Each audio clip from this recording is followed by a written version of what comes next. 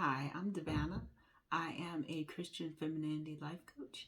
I am a certified life coach, and I am passionate about femininity. I love God, I love my Christian walk, and I took the time to drill down in who I am as a woman and the unique assignment on my life. I was doing some research about the unique, like, attack that the enemy would have on womanhood, and there was some talk about how the when God gave the curse in the garden, he told the enemy that it would be the seed of a woman, right? And so that put a different kind of, like, a different kind of hatred in the enemy for a woman. Like, the thing that's going to take me down is going to be seed of a woman. I got to keep an eye on this woman. You know how you hear about through time, um, the birth of children. There was like a call to, like, do away with firstborn and the children of the woman. And throughout time, like, the first person to see the tomb be empty was a woman. Like, we have a valuable role in something bigger. Not that men don't. I think that men are fantastic and amazing. It's not that kind of he-man that kind of he-woman man-hater club. That's not what I mean. I also mean that we have an assignment, and it's beautiful and it's amazing. So the thing that I wanted to talk to you today about is the switch, right? That's what I call it. I don't know if it has an official name, but it's about how when women go off and they work in the workforce, how they either how they build masculine energy when they go out and do that. They build a whole separate masculine skill set that we are able to use both sides of our brains. But if we don't know or have a value for when to switch out of that, we can blaze through our lives still being in masculine energy. And so before I talk about how that affects other people, let's talk about how it affects you, right? Because you are a factor. So I'm not talking about women are the new, make yourself the new God or you first. No, my priorities are in order, and what I'm teaching here is order, right? God first, then the rest of the cascade, and you are a part of the cascade, right? When they asked Jesus about the what is the grand commandment, like what ought we do now, he said, love the Lord your God with all your heart and love your neighbor as you love yourself, right? So people need to hear in that there's a call to love God with all your heart, then care for yourself, and the quality of care that you build for yourself, store wellness, and then spread wellness to your neighbor, right? And that is an important thing that women need to hear, because a lot of times women go out in the world and we run on fumes. We put our stuff on the back burner. We don't pay attention to what's going on in our body. And by the time we crawl to the doctor will say something like stage 4. I rebuke it, right? Like, we ought to be on our own list of priorities in order to stay well, in order to make sure that we are caring for our mental health, our emotional health, our spiritual health. It's the way God wants his daughters treated. And a part of how we are treated is the way that we care for ourselves. I think there's so much truth in you teach people how to treat you. And when you have a rhythm, a value, and a pattern of caring for you, you teach other people that that's the standard of the thing, right? In them seeing that you care for you, and we are training beautiful daughters who are going to grow up and be their own women, right? When they get to the space to where they are mothers, they need to know that motherhood also has a care for yourself piece of it, right? Not you are the center of the universe, not make you the new God, but what you need matters. It's okay for you to take time out to do your spiritual work, to care for your mental health, your emotional health, to do self-care kinds of things. It is not okay for you to bulldoze and be the center of the universe, but there are some people who don't at all put themselves on the list of things to do today at all. And there are people who are running on fumes and pouring out and pouring out and pouring out. You know how you hear in churches that we ought to feed the world from the saucer? That's a real thing. I know that we hear some things in passing and we kind of amen to them, but you need to know that it is your responsibility to be filled with the Holy Spirit and go out and spread that, right? And to in all that getting, get an understanding. Get you some. Take care of you. Beautifully serve them. Beautifully serve others, right? And it's okay to care for you. So that's the thing that I want people to understand. So when I'm saying femininity, I'm not talking about any new age anything. I'm just talking about how biblical headship works and how we have a unique role. And if we were to drill down in this unique role, we can find that there's a pattern of how to do it. There's a beautiful understanding of it, and that we have this separate, fantastic, equal role. I like to think of us as equal but separate, right? Equal but different. It's like 100 pounds of brick and 100 pounds of feathers, right? They're doing their thing. It's beautiful and amazing. And we have a separate, beautiful, amazing thing that we get to contribute to the world as women. So the switch is about when you go off in the world and you gain this separate skill set that helps you move up in the corporate world. That same set of character traits and attributes might be harmful if you don't know how to switch out of them, right? So the things like being in your masculine, like always scanning for emergency, making decisions, being the only one that people can call on, being in fight or flight, being in warrior mode all of the time is not healthy. It is not healthy. We have delicate, beautiful reproductive organs that we house as the incubators, and we need to care for our bodies. Like having that kind of energy coursing through us is not healthy all the time, and we need to know how to switch out of that, right? How to go from that kind of, if we have to, from that kind of corporate hustle and bustle, right? Off in the corporate world. Even the driving to and from can be a lot. Like it can be a lot. And if you have a partner who is doing that for you, if there's a boyfriend, house band, or who is supporting you in like some of their hunt covers you, I don't know how you figure that should be set up. And I'm not at all talking about like cohabitating outside of marriage. But if you have a husband who his hunt covers you and you get to stay home, and that and you get to have like time freedom, that's a beautiful thing. I think that that's the way that it should be. And let me just tell you, it has taken me 40 something years to come to this realization. I have a degree in 2 trades, and I go out in the corporate world, and year after year after decade of running, and coming home and doing second shift and switching to feminine because my beautiful, delicate relationships need for me to be in a different mindset has been a lot. Like it's rough. So at the end of the day, when you come home, you're now in this second shift, and you're doing that even in your masculine, right? Like we have this beautiful role that we get to do as women. And a lot of when we went out into the workforce, a lot of what we did became other jobs because we were out in the workforce. Now this is a real thing. So some of the things that we used to beautifully do, now there's a lot of buildings, a lot of businesses that is womanhood outsourced. Think about it.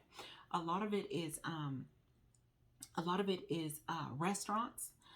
A lot of the counseling, a lot of the like career development, all of the things that womanhood used to do for her family. Not that you needed to be like some sort of expert, but a lot of the things that womanhood used to be for her family. Now when we went out in the world, now those things have been outsourced, and we go and we get those a lot. We get those from other sources out in the world. Not that women can't do it. Like we can do it. That's part of the problem.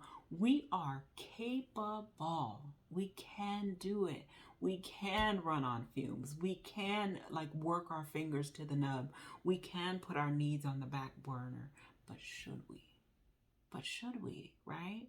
I think that if women were to just have the conversation about, to just start to look at the beauty of the woman being able to be home, and be like Proverbs 31 and 18 talks about, um she sees that her contribution, she believes that her merchandise is profitable. It says, I believe that women were meant to be home in her feminine and to be an entrepreneur and have her own business.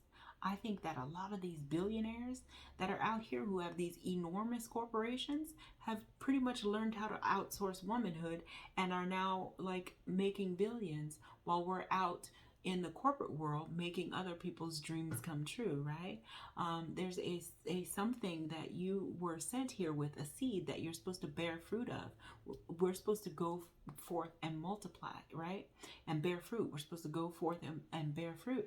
And that is a something you were born, you were sent here with from God's space, from heaven. And you were supposed to turn that and have it be ministry, have it be the gift that makes way for you. Each of us has a beautiful something. I mean, just think about it. My beautiful something happens to be this. It happens to be teaching, so it's in the intangible. But if I was working as a life coach and there was another person who really loved to cook and she was fantastic at it and I didn't have time to do that, I would pour into her business and she could cook my family's meals. And they have that. They have meal services. That's one of those services that is a woman, beautiful woman attribute. I like to cook, so I don't know if I would be. I don't know if I would be outsourcing that, but she could do that. Why not? And the woman who does hair does my hair beautifully. I can do my own hair. It takes hours. It takes hours. And it's her gift that is going to make room for her. Why wouldn't I like pour into her? And if we all did that, we can take back the ma and pa like expression of things. I think that's like even really happening right now. I think they said like 40% of new businesses that start are from women. I love that. I love that, because that is us returning to the home. And what that does, what that beautifully does is we get to be rested and have time freedom and in our beautiful feminine energy. We get to be doing a like triage of the family. Don't play, like that's a real thing. I've worked in wellness for a very long time. And when you encounter somebody and you see something that's off about them, right? This person is usually beaming and all over the place, and you can tell that their mood is down and they're not making eye contact. Woman energy can pick up on that in a minute, in no time. Our kids need that too. Our kids need that. Our spouses need that. Our brothers need that. Our cousins need that. They need for us to be tuned in and not busy in second shift to where we have to, where we're working on masculine energy and we're bypassing all the cues. So when you come home, being able to switch to feminine energy to where you are tuned in, to where you are looking at people's norms, to where if your husband is like having a tough day, you know, as the wife, you know like what he needs. And I'm not even talking about the undefiled stuff. I'm talking about the connection stuff, the lend you my ear, the be there in the moment with him kind of stuff, right? But if you're still going super hard in masculine energy, you would miss the cues that are being sent to you to send them your beautiful nurturing energy, right? And that's one of the things that we do well. We support people. We are like, we come under, right? We surrender to the mission. Our kids, we need to know when our kids are having a tough day, when something's going on at school. We are beautiful advocates for them. We are their voice when they can't be, right?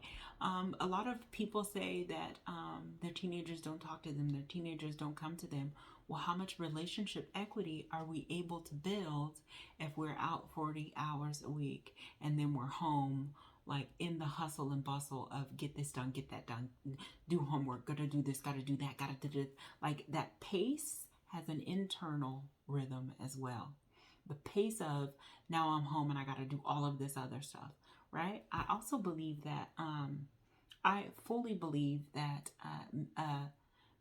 now this is gonna get sticky, that when a person goes off and works and they come home, if they have a spouse, that the spouse should be, and their hunt covers the spouse, that the spouse should create them a custom care plan. I really believe that.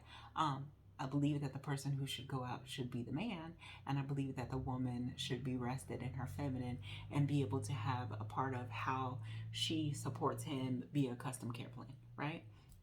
I believe that. Now, I'm not saying that that's got to be transactional. Like, if a man is not bringing home money, then his woman doesn't care for him. That's not what I'm saying. But I am also saying that it's a full, real injustice for a woman to come home from a 40-hour work week and then work a separate 40-hour work week and have no ability to switch to woman energy, right? So as a woman, when you are doing all the beautiful artsy things that you love and making your house a home, you can do that in feminine energy or you can do it in masculine energy, right?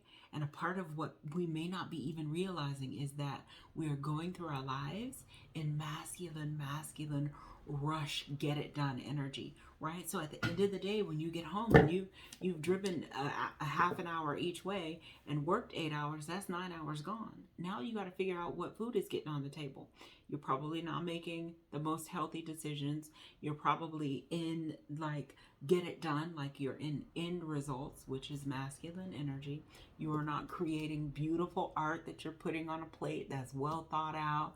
And you know what I mean? That's a feminine energy, beautiful artistic expression. I love to cook. I call it putting art on a plate.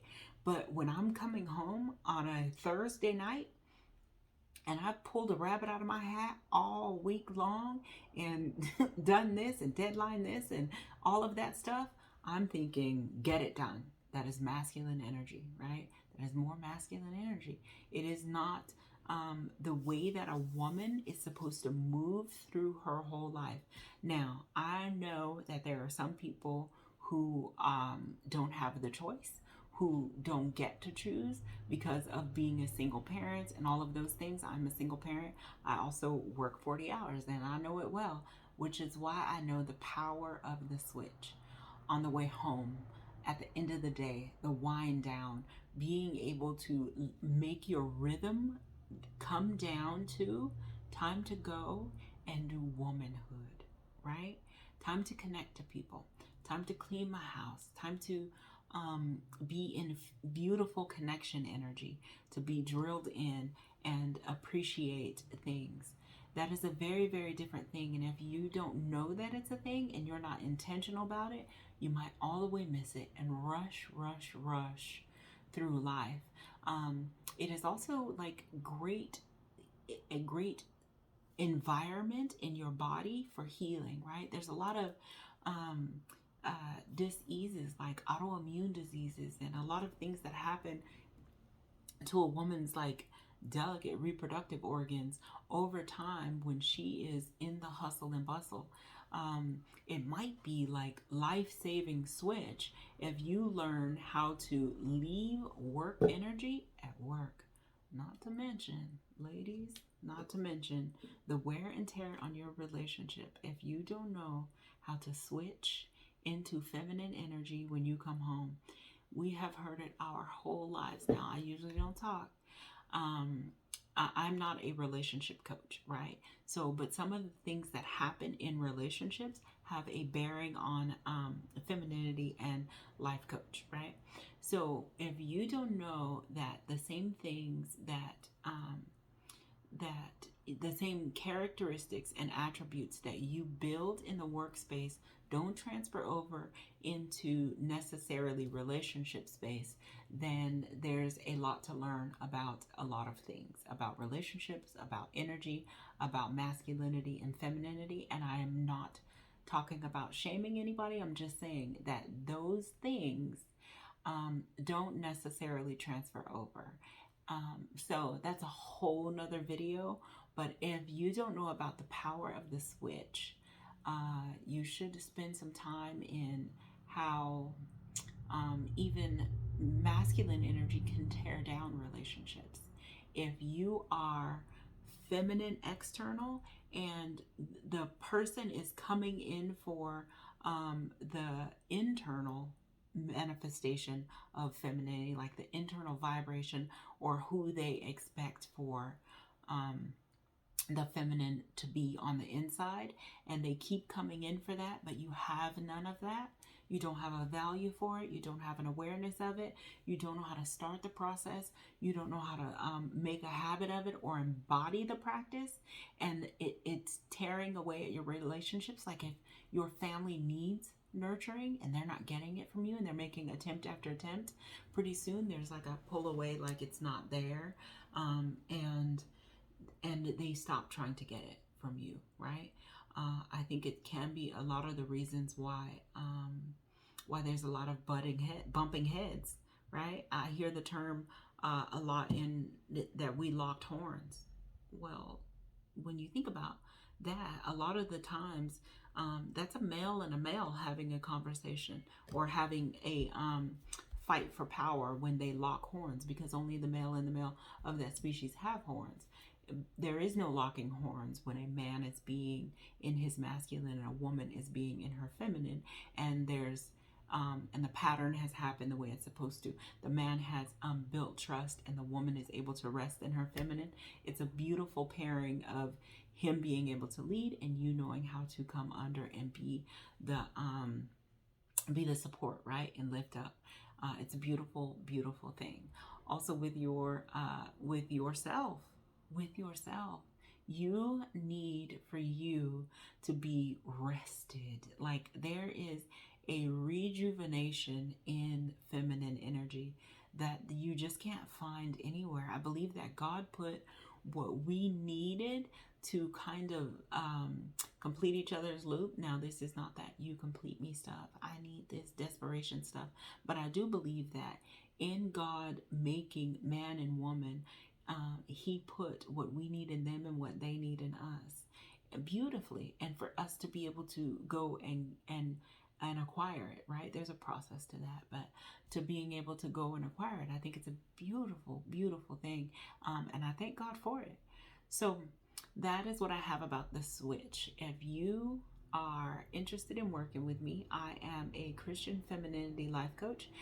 As you can probably tell, I am very much down the middle of the road. I think that as it relates to women and men, I think that there's a whole like war out there as far as like men and women, men hating women, women hating men.